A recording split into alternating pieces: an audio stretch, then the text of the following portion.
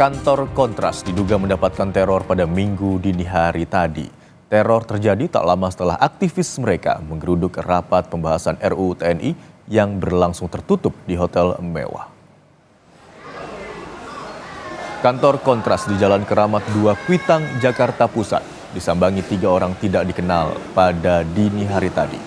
Menurut aktivis Kontras, ada 3 pria yang menekan bel berkali-kali tanpa tujuan yang jelas.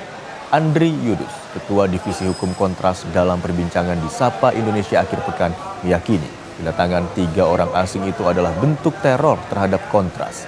Pasalnya, beberapa jam sebelumnya, Kontras dan Koalisi Masyarakat Sipil untuk Reformasi Sektor Keamanan menggeruduk rapat pembahasan RUU TNI yang berlangsung tertutup di Hotel Fairmont. Atau upaya teror terhadap kerja-kerja yang kami duga berkaitan dengan advokasi revisi Undang-Undang TNI itu diawali sejak hari hari Jumat kemarin dengan ditandai ada orang tidak dikenal di siang hari, kemudian menggeber-geber motor di depan kantor kami. Oke, kemudian, itu berarti hingga dini hari ya Mas ya?